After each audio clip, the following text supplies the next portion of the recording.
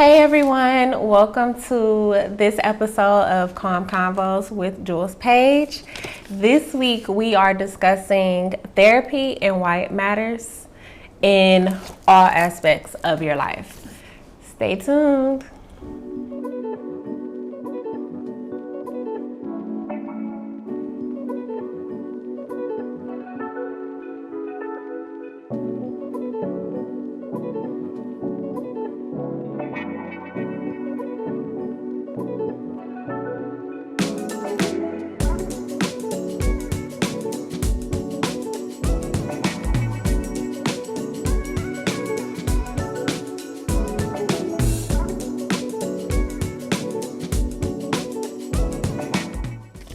So before we dig into this episode, I do want to share a little disclaimer that therapy is important for me. So I might be a little biased and this might be a little persuasive, like maybe you should try a little bit of therapy after this episode. So I really just want to start with talking about what made me start therapy and how that process has been for me in therapy. So I have been in therapy it's been years, but I've had several different therapists. When I first started therapy, I think the therapist wasn't a fit for me. Like, she was kind, she was, textbook therapist, counselor, but I think there was something she said. I remember she said something about like commenting on my appearance because like I'm thin, and back when I started I was thinner than what I am now, and that comment really bugged me a little bit because I feel like you don't know what other people think about themselves or their perception of themselves. So for her to comment on my body type was like, all right, I'm not feeling that. So I decided to seek a therapist because there were things going on with me that I was not comfortable with. At the time that I started, I was in a relationship with my kid's father, which I think that the relationship was fine when I first started therapy. I just think that it was things that I wasn't expressing, not because anything that anyone else had said or done, but because I just didn't have those boundaries in place, and my self-esteem wasn't where it is now, thankfully. But I just was not operating like at my best self. So I went to see a therapist, and like I said, that first one didn't work out. And back then, I guess I could have expressed it to her that something that she said upset me or bothered me, and then we could have explored that a little bit further. But I just chose to not go back to that, and I found another therapist, and she was a Black woman. I think my main thing is I need a Black person for my therapist because I want someone that relates to me. So after that didn't work, I sought out another one, and she was really kind. She was also a Black woman, but she was also in school. So I think I saw her for a little while, and we were really talking about self-esteem and like my goals and aspirations, things that I want to do, because once I had got into my relationship, I kind of lost a sense of myself. And I was really focused on my relationship. How do I keep this man around? How do I make him happy, and I was losing sight of what made me happy. So during those sessions, that's what we would talk about. Mind you, I was still in school and I was working, but it was like, what do I do after I leave here? What do I want to do after I leave this job? It wasn't like a career for me. So I think we kind of, I think when I started seeing her, I had my son already. So the sessions would kind of spread out, like I couldn't make it some weeks. And then I think she started canceling too because of her school. And eventually, like, she had left that company, and they had switched like my case over to another girl that was there. But she was also in school, and she was a white girl. No shade. We're going to talk about why it's important to have a black therapist and a black person sometimes. You know what? She's not my first choice that I would have chosen, but I'm grateful for that experience, as with a lot of things in my life. Because at that point, I was like, okay, maybe we should try some couples counseling, because he wasn't into therapy at all. And I don't really think he understood like why I was going. So I was like, okay, come to this session with me. Let's talk about some stuff. And I guess it was fine to have a different perspective from, someone who doesn't understand our perspectives and our experience. But she just was really young. And I think that was also a barrier in the couples aspect of it, but also my own experience, because it's like, I think I might have been older than her. So it was like, girl, on top of you being a white girl, which, no offense, I'm not taking away her credential or her, what's the word I'm looking for? Not her credential, but like, I'm not taking away from where she is in her education and her background, but just being able to relate was not there for me. Because when I see a therapist, I like someone who has that wisdom that I may not have, and maybe is judgmental. I can call myself out on it. I just didn't think she would have had that, on top of being from a different culture. So I left there and went to, I was probably seeing her for like a month or two. Went to another place, but I think it might have been some time had passed and I wasn't going to therapy, but I was still journaling. That's one thing that I did pick up, was journaling, because I had already, like, since I was a kid, I love to write. I love poetry. I love stories. If I had a pen or a pencil or crayon, whatever, I write it wherever, just to get my thoughts on that paper. So I was still journaling in the meantime of not having a therapist. But I ended up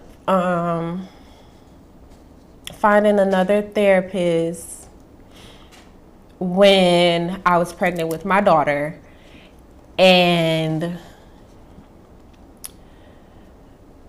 I think it was after my daughter got here, actually. How many years after the couples therapist and the second therapist after that? I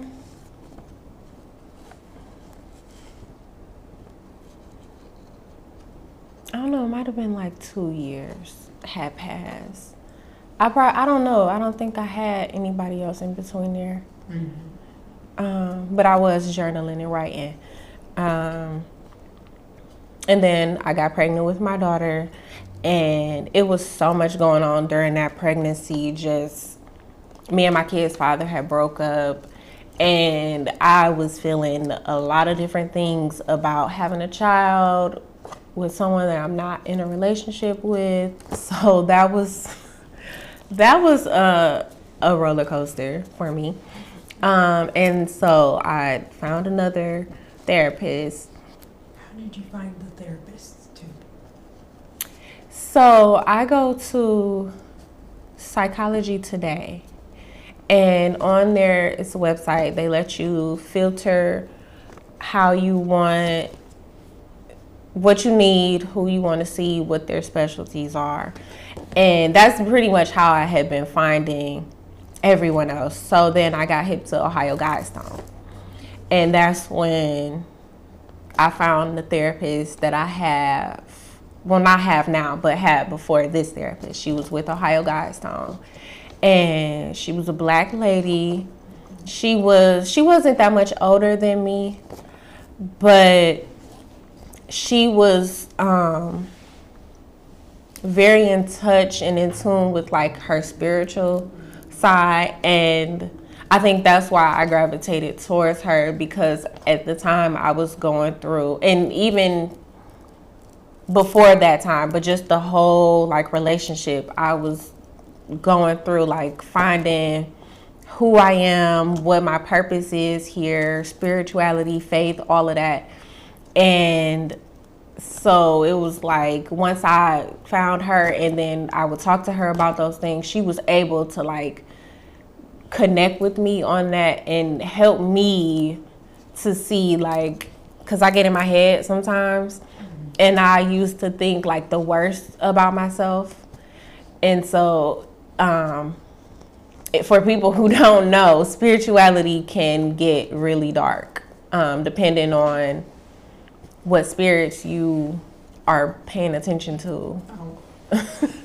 Just having that to say, you know, she was like very pro-Black spirituality, you know, like the things that we do impact our children and our future generations. So that I really liked about that therapist. Then she was pregnant during our time together, and she left, but she was so beautiful. I loved her. And then I have the therapist that I have now, which, she be getting me together. How long have you been going with her? I have been with her since 2020, 2020, or maybe the end of 2019, 2020, because I remember pandemic. Yeah, and that was a difficult transition because I had enjoyed the sessions that I had with my previous therapist. So when they were saying she was leaving, I was like a little bit attached. Like, I don't want to talk to nobody else. I like who I like, and I like her. So I don't want to talk to this new lady. So in the beginning, I was like, I can't make this appointment. Mm-hmm. She's like, you ready for your session? And I'll be like, I'm kind of busy. I can't talk today. I'm glad that we talked and I was able to like build that relationship with her to where I was comfortable expressing what was going on for me, because there's always something going on with me. Again, we talked about, she's also not very religious, but spiritual, and she's an older Black woman, but it's not like my mother, because at first I was like, why I only want older Black women? Do I look like I need a mama or something? I don't know. Mm-hmm. But it's really just that wisdom that comes with sometimes. With age, yeah.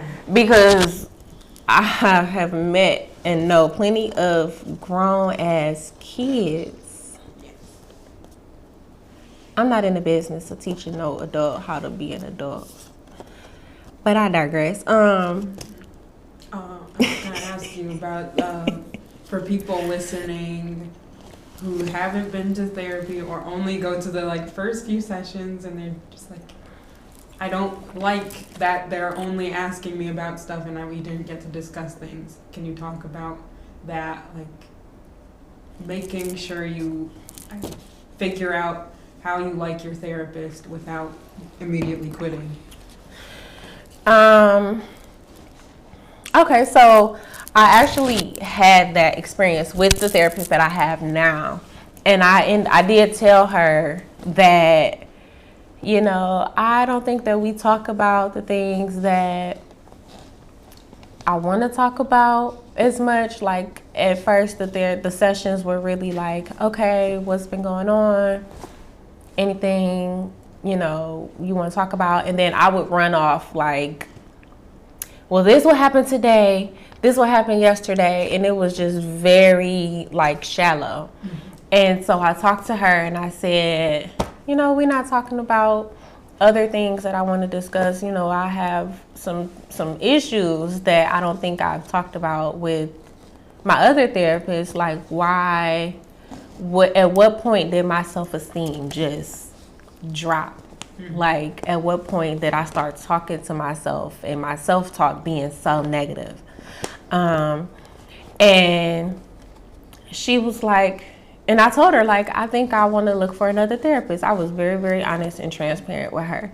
And she was like, okay, thank you for telling me that. And she was like, well, I just really go with what you want to do. She's like, I go with how far you want to go. So if that's what you comfortable talking about, then we'll talk about that. But she's like, it's up to you. These are your sessions. And I was like, you know what? I'm the boss here. Mm-hmm. That's what you telling me. Because essentially we are in control of our own lives. And as a therapist, myself, and being in the whole social work field, the main thing is knowing that the client is the expert in their own life. So if I wasn't ready to talk about deeper issues than just the situational events that just happened or recent current events or stuff like that, then she wasn't going to push it. Mm-hmm. And so since then it was like, she was like, I'm glad that you said something. Now we can get deeper if that's what you want to do. And so after that I was like, okay, well, let's go, Alice. Let's go down this hole in Wonderland. So I think that the main thing is to stick it out for a minute, do a couple sessions, and see how you click with this person, because I know that I don't like telling people my business. So even if it is your job and confidentiality says you can't tell my business to other people, but you still have to be comfortable with who you're talking to. Mm-hmm. But communicating in the end helps it out. Yeah. 'Cause I kind of see that. Yeah. Letting them know what you actually want to do is pertinent advice. I guess for me too, along with the rest of the listeners. Yeah. I'm sure, who don't like realize that. Yeah, it's up to them how far they go in the session. Helpful the advice is awesome.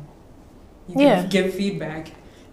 They're not gonna quit. Or they're not gonna get up and walk out during the session. You know what? I don't want to talk about this. I don't actually want to hear about your childhood issues. Yeah. I liked having small talk. Yeah, let's do small talk the whole hour or 30 minutes. My sessions are an hour. Sometimes they go over to like an hour 45. Hour 45? Yeah, she be getting all her productivity. Mm-hmm. I wish. Mine end up being like an hour and 5 minutes. Yeah, only if she doesn't have like a busy day or whatever. Because she could be like, okay, well, we have an hour today. Mm-hmm. Let's keep it, Keep it cute, keep it quick.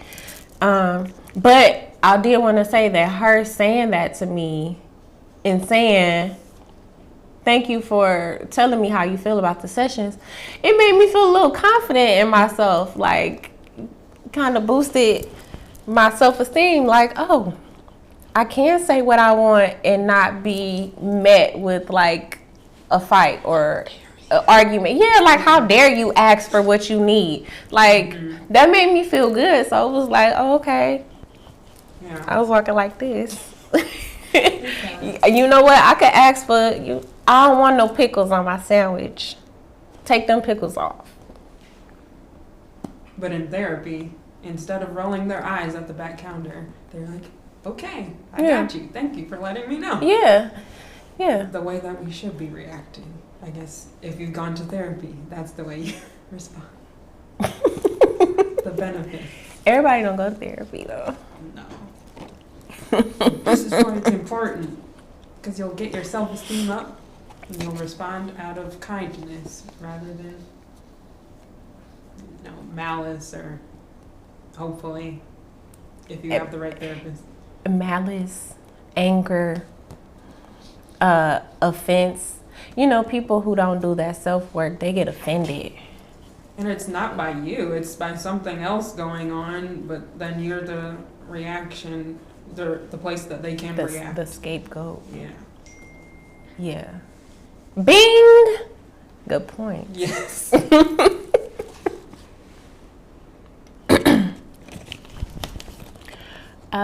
Okay.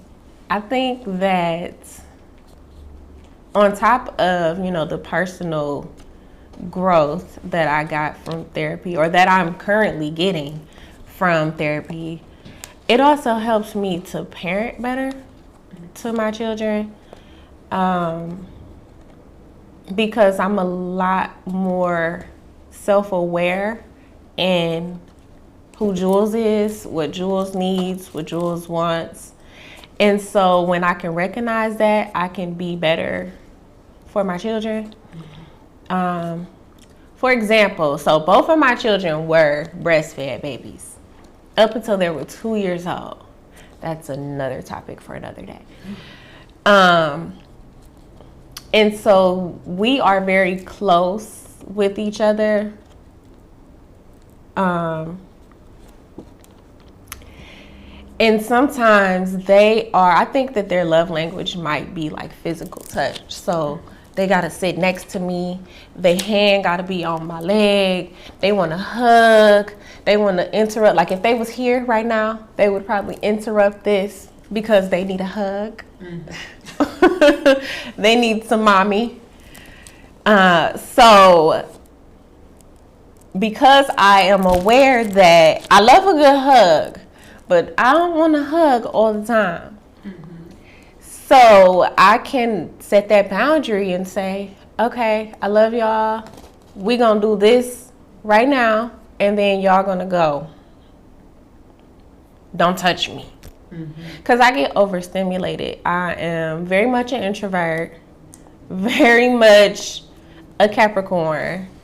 So what does that mean? That means that I like to be alone. I'm very reserved. I'm very independent. I could do this by myself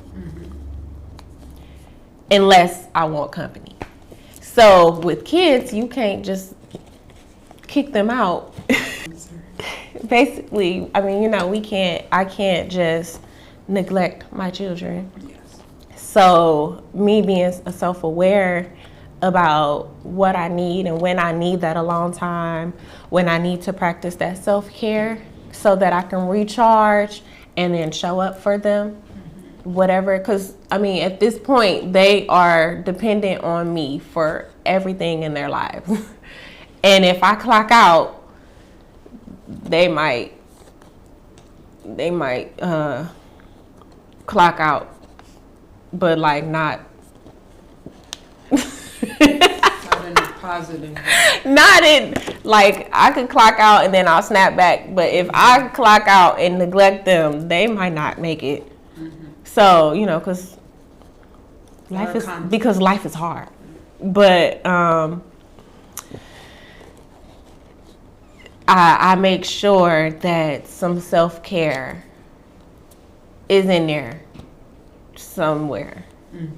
So if I need to take a hot bath, if I need to watch a TED Talk, something that stimulates me and fills me back up so that I can be a mama to them and be attentive of what they need and teach them coping skills. When you feel overstimulated, what do you do respectfully? Because I'm not gonna say get the fuck away from me, even though in my brain I'm like, kids got cooties, get the fuck away from me. But I can't say that. That's not respectful. So it's like, okay, mom needs a minute. What do I need to do to get myself back to where I can provide for them? Therapy has given you the tools to be able to communicate better with that. Yes. And really sit and evaluate what it is that I need. Because I'm able to talk about, I go in venting about, I need this, I need that, I'm tired of this and that. Oh, okay, Jules, what have you done this week for yourself? Oh, you know what? Nothing. But next week I'm gonna do better. Because the more that I talk about it, the more that I complain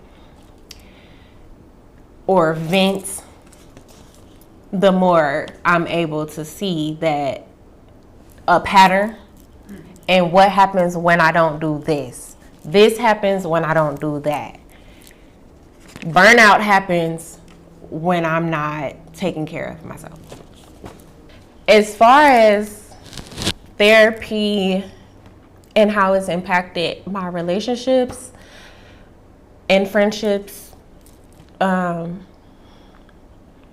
I think that in the beginning, it was very hard for the people around me who were not in therapy to accept that I am in therapy, I am working on myself, I want better for myself, and some of these boundaries gonna have to get put in place. That was hard for them to accept because it was like, when you get used to something, you don't want it to stop. I had a very, very hard time saying no to people.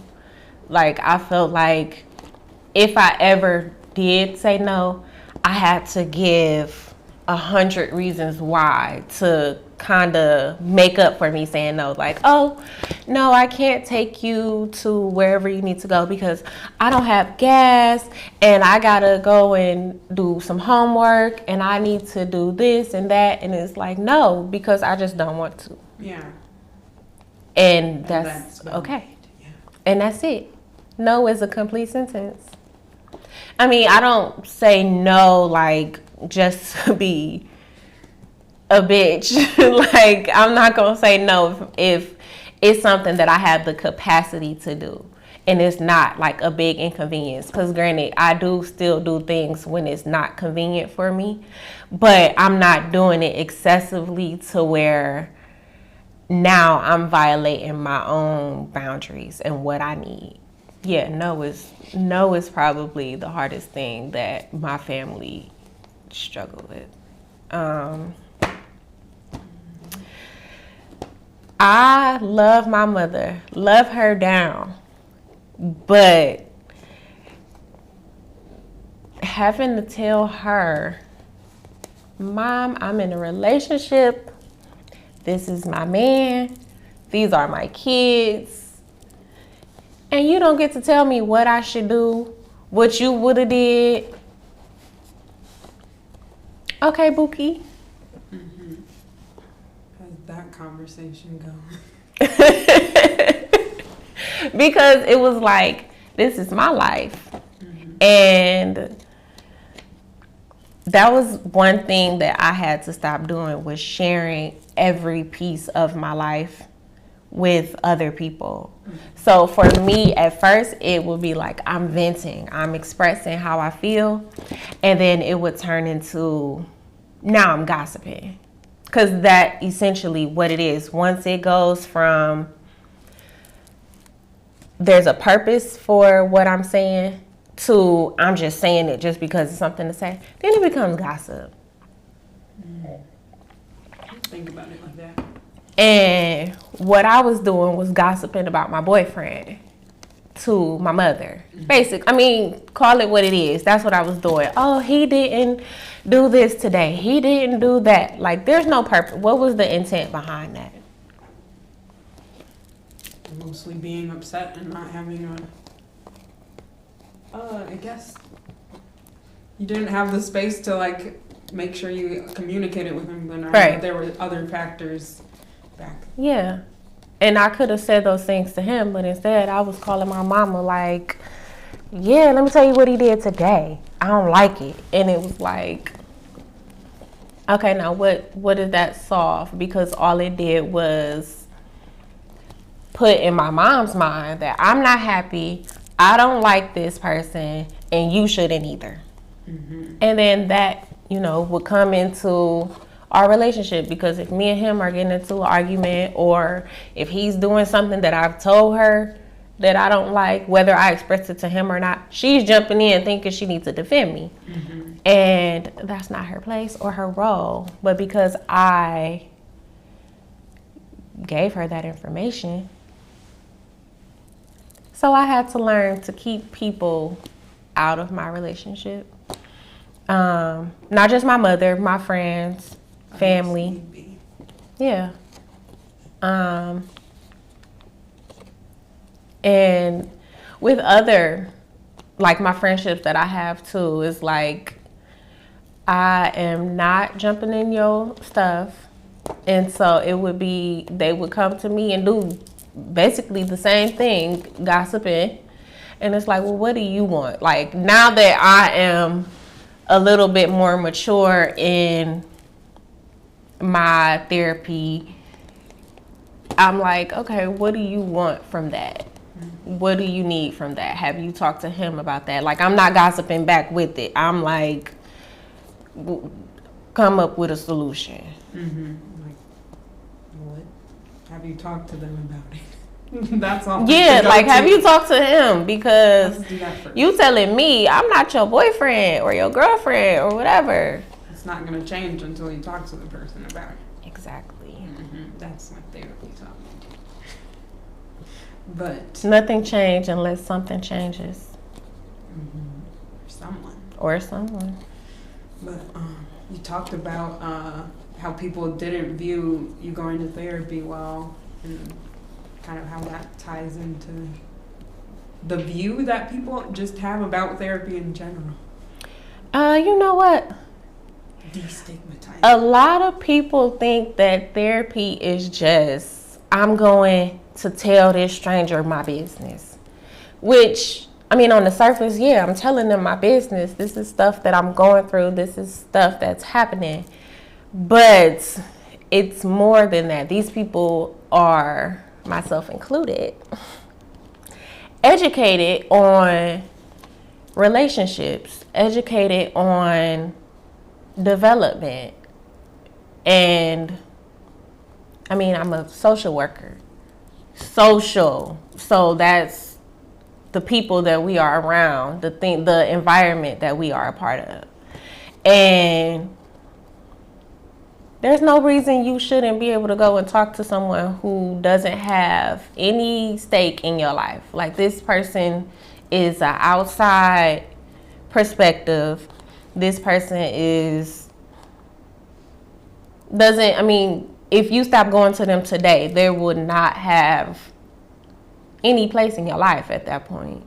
They're not like your relationship won't be affected. Like, if you go and say every thought that you have with a family or friend, it might not come off the same way because they have feelings for you. So it's like, if I tell my therapist, I really just don't like XYZ that somebody does, my therapist gonna be like, okay, let's talk about it. Why? If I say that to that person, most times people get defensive. Mm-hmm. And or have some bias, even if it's Yeah. stranger to them. Yeah. So I don't know. I think everybody should go to therapy, even if it's just to say whatever it is that you feel, and have someone who is unbiased and indifferent just listen to you. And maybe they'll ask you a question that you didn't even think to ask yourself, like, why do you feel that way? What do you think about that? Or my therapist likes to challenge my thought processes, especially since I've known her for so long, that it's like, or since I've been going to her for so long, she'll be like, what's going on? Like, if I say something that's just something I would have said a year ago, she'll be like, what's going on? This doesn't sound like you. Something must have happened. And she can notice that I've had that growth, and then she can also, comment and be like, you kind of regressing a little bit. What's happening? What's going on? And call it out. Whereas a family member or a friend who's not trained to look for those things can just join in with whatever you feel and go along with it. Like, no, sometimes you need that reality check. And granted, thank God I have family and friends that I can say something and they'll be like, I don't know, Jules. You think that was the best thing for you to text? Some people will check me. I have a cousin who will be like, you said that. Whereas, some people don't have that in family or friends, so going to that therapist might be that benefit to help improve your relationships.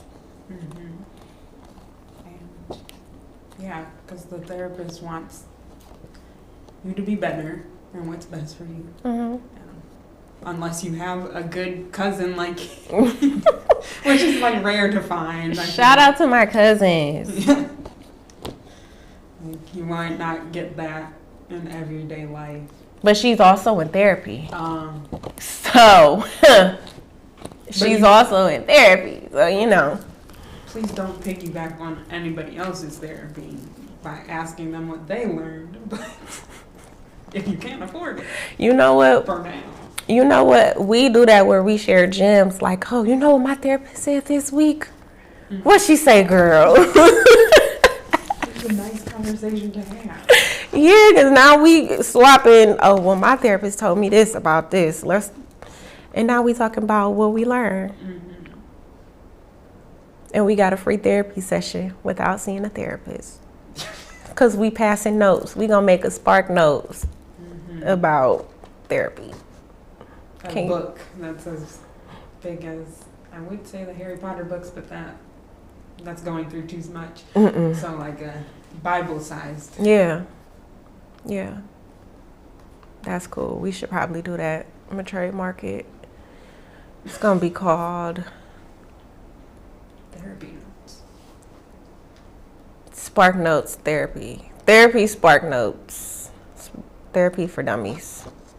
Or just like a Wikipedia that's just therapy. So I am glad that y'all joined me for this episode talking about therapy and why it matters to me.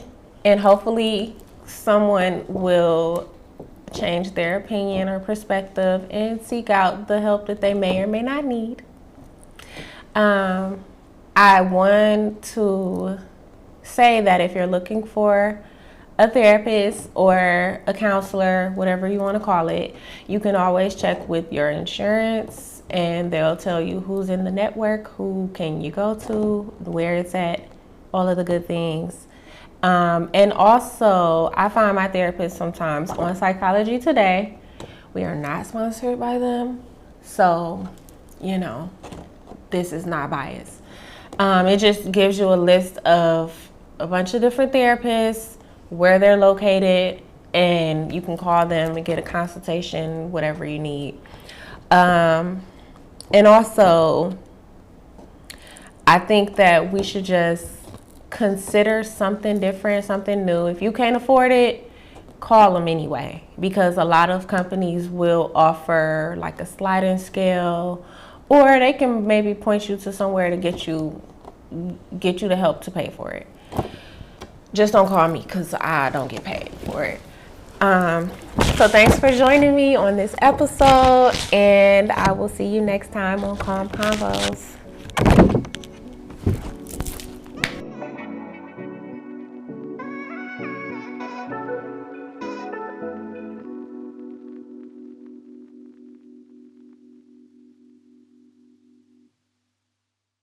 You cannot just stiff arm Heisman them. Is that called the Heisman? You don't know football. No. Oh, I know you don't. Don't even pretend. Yes, it is. I know. Just All by myself. Did you Google it? No, I just looked at my memories of watching football as a child. Does it sound like I'm telling the truth? Mm-hmm. Sure. And hanging out with my boss watching the Super Bowl. I don't believe you. Okay. I mean, sure, I believe you.